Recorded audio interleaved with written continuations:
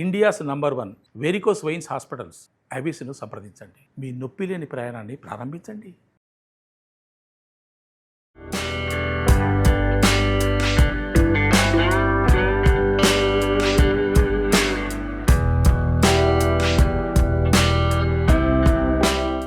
నమస్కారం.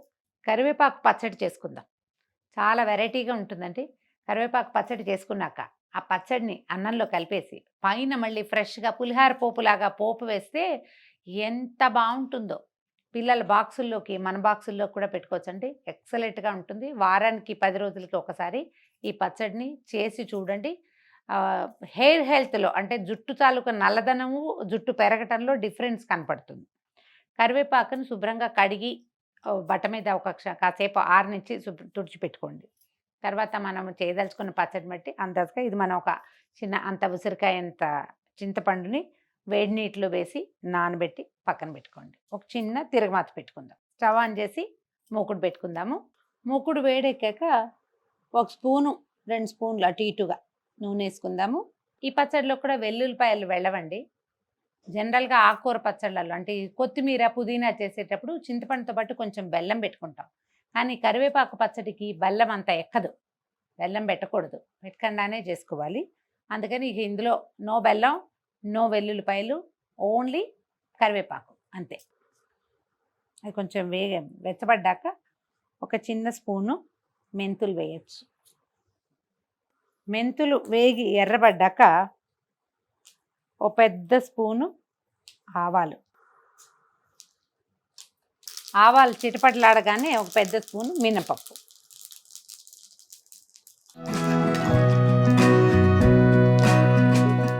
పచ్చిమిర్చి అంత ఎక్కదండి, ఎండుమిర్చి వేసుకుంటేనే బాగుంటుంది. సుమారుగా ఈ కప్పు కరివేపాకు తీసుకున్నాం అనుకోండి, కనిపిస్తోంది కదా, అంత ఆకు అనుకోండి, దానికి ఇది సరిపోతుంది అనమాట. ఓ 12, 13 అట్లా మిరపకాయలు వేసుకోండి. ఎండుమిర్చి కొంచెం వేగనిస్తే బాగుంటుంది.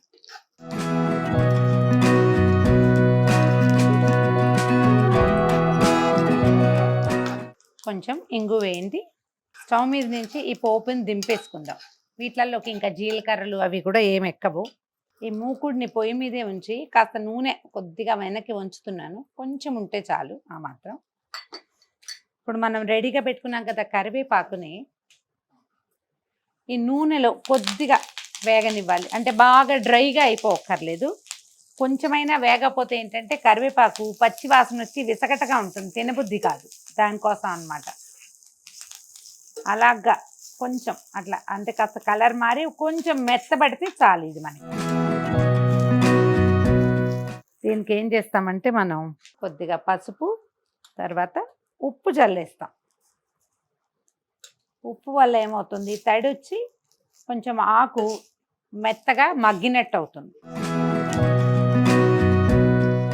మీరు చిన్న మూత కూడా పెట్టుకోవచ్చు. మూకుడు వీలుగా ఉంటే ఇలా డోమ్గా ఉండే మూతలు ఉంటాయి కదా, మూత పెడితే 1 నిమిషంలో ఇది మెత్తగా అవుతుంది, చాలన్నమాట. ఇందాకటి పచ్చి రెపరెప లేదు చూడండి, ఇప్పుడు ఇలా కొంచెం మెత్తగా అవుతుంది, తీసేసేయచ్చు. ఇప్పుడు మూకుడులోనే వదిలేస్తే ఆ వేడికి ఇది ఇంకా కొంచెం మెత్తబడుతుంది. ఉప్పు ఉంది కాబట్టి డ్రైగా కరకరలాడుతూ అవ్వదు. ఆకులు చల్లారే లోపల మనం ఇందాక పోపు వేయించి పెట్టుకున్నాం కదా, అది వేసేసి దంచేద్దాం. దీంట్లో పోపు కొంచెం మిగిల్చుకోవటము అలా ఏం చేయక్కర్లేదు, గ్రైండ్ చేసేసి మొత్తం దొక్కేసుకోవచ్చు ఒకేసారి.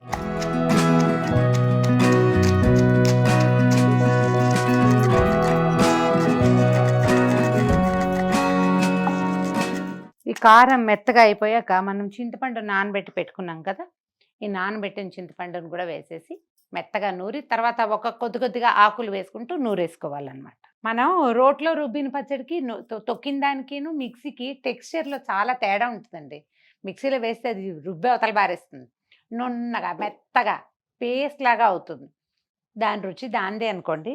కాకపోతే దీని రుచి పూర్తిగా వేరే. చెయ్యాలి కాస్త ఓపిక్గా, అంటే కొంత మనం ఇంత టైం ఇవ్వాలి కదా. అంటే ఆదివారాలు ఎప్పుడు మీరు గమనించండి, ఈ పచ్చడి నూరేటప్పుడు ఆటోమేటిక్గా మనకి నోట్లో నీళ్ళు ఊరుతాయి. పర్ఫెక్ట్గా ఉప్పు కనుక పడిందంటే తినబుద్ధి అవుతుంది వెంటనే.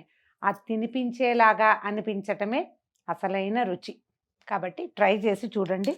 ఇదిగోండి బ్రహ్మాండమైన కరివేపాకు పచ్చడి రెడీగా ఉంది. దీన్ని కొంచెం పలచగా కావాలి, మనకి ఇంత గట్టిగా ఉండకూడదు పచ్చడి అంటే, ఈ చింతపండులో నీళ్లు మరికాసిన వేడి నీళ్ళు కనుక పోసుకుంటే, ఆ చింతపండు నీటిని మనం వేసుకొని కొంచెం లూజ్‌గా రుబ్బుకోవచ్చు. కాకపోతే ఈ రోట్లో నూరేటప్పుడు వదులుగా ఉందనుకోండి, ఎగిరి కంట్లో చిందుతుంది. కొంచెం జాగ్రత్తగా ఉండాలి.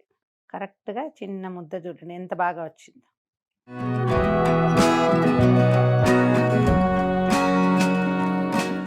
పర్ఫెక్ట్ వేడి వేడి అన్నంలో చక్కటి కాచిన నెయ్యి వేసుకుని దాని మీద ఈ పచ్చడి పెట్టుకుని తింటే ఉంటుంది. స్వర్గానికి చాలా దగ్గరలో ఉంటాం. నా రెగ్యులర్ మెథడ్ మాత్రం నేను మొదటే చెప్పానండి. మళ్ళీ ఇంకొకసారి చెప్తున్నా. దీన్ని అన్నంలో కలిపేసేయండి. ఒక అంత బౌల్ అన్నంలో కలిపేసి కొంచెం నేతితోటి పులిహోర తిరగమాత పెడతాం కదా, అలా పోపు వేసేసి కలిపి బాక్స్లో పెట్టుకోండి. ఎక్సలెంట్గా ఉంటుంది. దీనికి ఇంకా పైన ఇంక ఏ టాపింగు ఏ నలుచుకోవడానికి ఏమీ అక్కర్లేదు. ట్రై చేసి చూడండి. ఒక్కసారి చేసి ఈ రుచిని ఆస్వాదించండి. రోట్లో నూరిన కరివేపాకు పచ్చడి.